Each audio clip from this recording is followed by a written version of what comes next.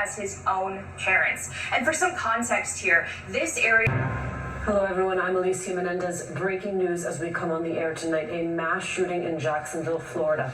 3 are dead after shots rang out at a Dollar General store. We've now learned the attack was racially motivated. Here's what the Jacksonville County Sheriff said just moments ago. The shooter killed 3 people before turning the gun on himself, taking his own life. Other than the 3 individuals killed and the shooter himself, there are no additional people who suffered gunshot wounds. We are not identifying the deceased victims at this time, but I can tell you that there are 2 male victims and 1 female victim. All of the deceased victims are black. The shooter had authored several manifestos, one to his parents, one to the media, and one to federal agents. Portions of these manifestos detailed the shooter's disgusting ideology of hate. Plainly put, this shooting was racially motivated, and he hated black people.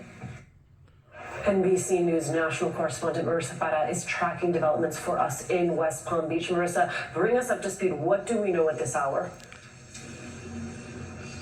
Yeah, well, so a lot of it you heard just now. Authorities were largely tight-lipped up until the last half hour or so, Alicia. And what we learned from that press conference was frankly disturbing and illuminating. So we know that there are 4 dead total, including the gunman who the sheriff's office in Jacksonville says he turned the gun on himself. But that manifesto is such a key part of this because they say that this was rooted in white supremacy, that this was racially motivated. The manifesto detailed his desire to kill black people, but referred to black people as the N-word in that manifesto. And we also learned that that manifesto was sent out to local media, to local law enforcement, as well as his own parents. And for some context here, this area in Jacksonville that was targeted is predominantly black. There was a local university that was put on, the students were told to shelter in place as this was unfolding. This is a historically black university. It's a very small one.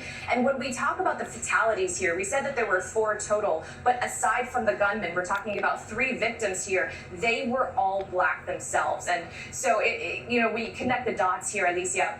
Probably no coincidence that this was an area historically black, predominantly black, especially with this manifesto in the context here. I want to add some other details here. They said that the suspected shooter was outfitted with a tactical vest and had swastikas drawn on the guns that he had with him.